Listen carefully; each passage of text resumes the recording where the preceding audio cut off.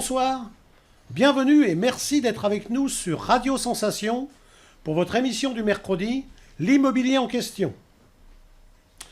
Vous souhaitez investir dans un bien immobilier en Europe? Abordons le marché des grandes villes européennes. Je rappelle qu'on est dans la semaine européenne et que Radio Sensation participe à cette semaine européenne. Deux experts pour m'accompagner dans cette émission. Jacques Cernet, agent immobilier à Bernay, bonsoir. Bonsoir Pascal. Fabrice Allais, agent d'assurance à Bernay, Menneval, Brionne. Bonsoir Fabrice. Bonsoir Pascal. Alors l'Europe, on en parle, c'est sujet d'actualité bien évidemment. Comment est née l'Europe, Jacques ? Alors les prémices de l'Europe sont nées après la Seconde Guerre mondiale, notamment avec le traité du charbon. Après, un traité qui a fini de constituer l'Europe en tant que tel a été le traité de Maastricht en 1992. C'est rentré en 1er novembre 1992-93, c'est ça. Et après, on est passé en 2013. On était combien en 2013 de pays européens en fait? En 2013, je crois qu'on était 28, je crois. C'est le dernier rentré, c'était la Croatie, je crois. Ça, oui. Alors là, on est toujours 28 aujourd'hui. Ou 27, ou 27 et demi. Ça dépend des semaines, quoi. C'est ça. Et alors, sur un plan business, on est sur combien de millions d'habitants en Europe, Fabrice? Excellente question, je vous remercie de me l'avoir posée. On est sur un peu plus de 500 millions d'habitants. 500 millions d'habitants.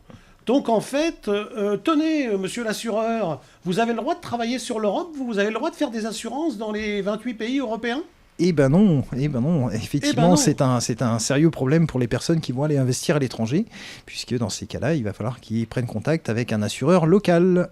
Aujourd'hui, un assureur français ne peut pas prendre une garantie à l'extérieur de la zone française, de la métropole. Donc le Bernéen il a sa fille qui s'en va étudier à Berlin, il loue ou il lui achète un petit studio, vous pouvez pas l'assurer. Et non, malheureusement aujourd'hui, malgré que nous soyons sur une structure européenne, on n'a pas la solution pour pouvoir avoir une garantie dans un autre pays que le nôtre. Les mêmes compagnies peuvent exister, vous avez les grands groupes français, existent également à l'étranger, mais ont des contrats qui sont adaptés à la loi du pays et qui permet de pouvoir gérer sur place les problématiques. Je me tourne vers notre agent immobilier. Écoutez, je reprends le même client qui a acheté surtout acheté un petit studio pour sa fille qui est partie étudier à Berlin. Est-ce que vous pouvez vendre ou est-ce que vous avez un réseau pour vendre un studio à Berlin ? Alors, personnellement, je ne peux pas vendre un studio à Berlin parce que ma carte professionnelle ne me donne qu'une compétence nationale, donc sur le territoire français. Maintenant, on va fonctionner de la même façon que les réseaux d'assurance. Moi, je fais partie d'un réseau mondial. Donc, quand j'ai des besoins de ce type, je vais m'adresser ou bien à une agence que je peux être amené à connaître en dehors du territoire français, ou bien je passe par mon siège de franchise qui va me recommander des professionnels sur la zone, que je puisse adresser les coordonnées de mon client local pour qu'il puisse réaliser son projet.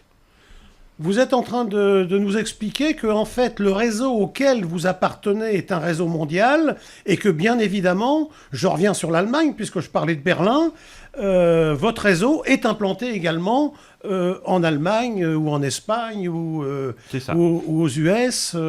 Donc effectivement, vous pouvez envoyer vos clients en Allemagne pour une recherche immobilière. Exactement. Et c'est pour les mêmes raisons que Fabrice évoquait. Les lois sur l'immobilier ne sont pas les mêmes en Allemagne ou en France ou en Angleterre.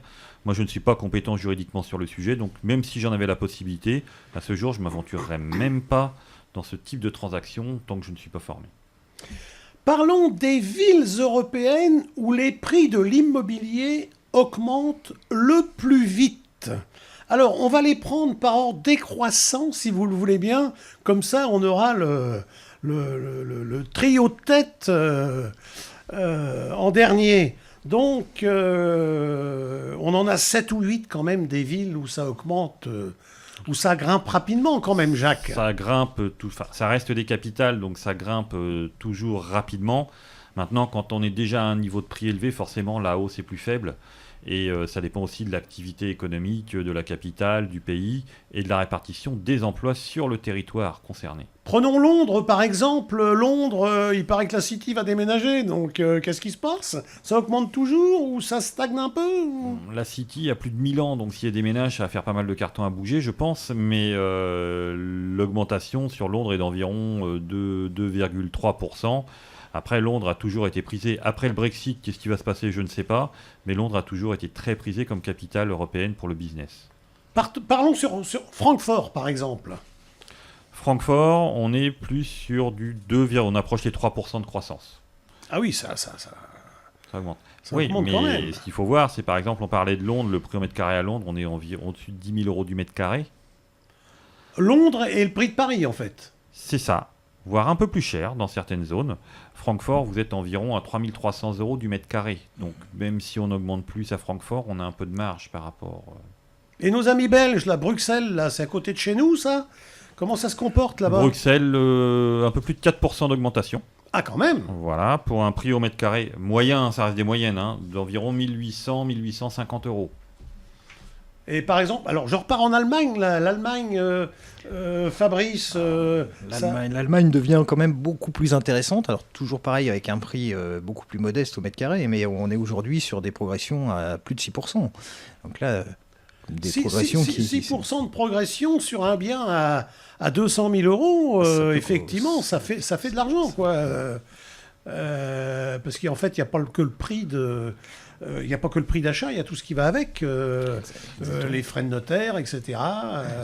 Et ce qui va compter dans l'augmentation, c'est la pression foncière sur la zone, l'état du parc immobilier, s'il y a de la vétusté, s'il y a des possibilités de reconstruire.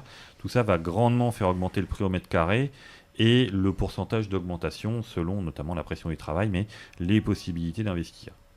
Et là, messieurs, on arrive dans le trio de tête.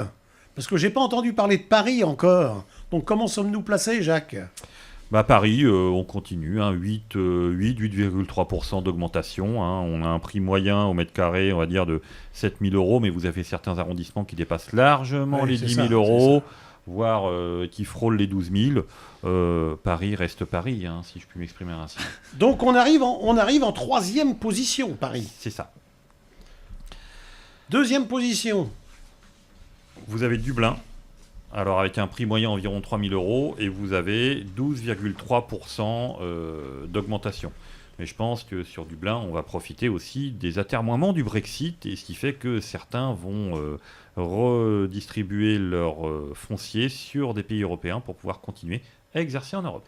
Alors moi, j'étais assez surpris en préparant cette émission, messieurs. La première place revient à...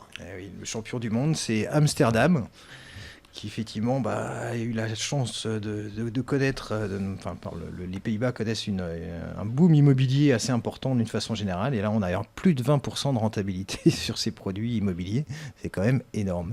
20%, il fallait acheter il y a 10 ans, quoi. Ah oui, tout à fait. Mais... C'est ça, après c'est combien de temps va durer une hausse pareille, et quand on est sur des hausses à 2 chiffres de ce type, attention à la bulle immobilière locale. On en parle de la bulle, mais bon, c'est pas le sujet d'aujourd'hui. Messieurs, il nous reste plus qu'une minute ou deux, là, faut faire vite. En 2 mots, comment on achète un bien immobilier en Europe? Il y a des sites pour ça, où on peut aller voir ce qui se passe, si on peut l'énumérer. Alors, vous avez le site www.j'achètemonlogement.eu. Donc voilà la phrase j'achètemonlogement.eu, où vous allez avoir des conseils sur le système notarial, le type de préparation du contrat. Et à ce sujet, pour avoir du conseil, vous pouvez également vous adresser à votre notaire en France qui va avoir des conseils avec des notaires européens pour aussi vous aider sur le sujet. C'est ça, quand on veut investir, aussi bien pour de la résidence secondaire que pour du business, se rapprocher de personnes compétentes qui vont pouvoir nous aiguiller, etc. Sinon, on risque de faire des mauvaises affaires. Et surtout faire bien attention au transfert des fonds, puisqu'effectivement... Et il y a le transfert des fonds. Qui est quelque chose d'assez compliqué. Après, si ça reste en Europe, c'est moins grave, mais effectivement, faire bien attention au transfert des fonds. Messieurs, écoutez, cette émission immobilière européenne pour nous est terminée. Merci d'avoir accepté l'invitation, Jacques. Merci Pascal. Merci Fabrice. Merci à toi. Vous pouvez télécharger l'application Radio Sensation officielle pour nous retrouver en audio et en vidéo. Excellente soirée, à mercredi prochain, 19h35.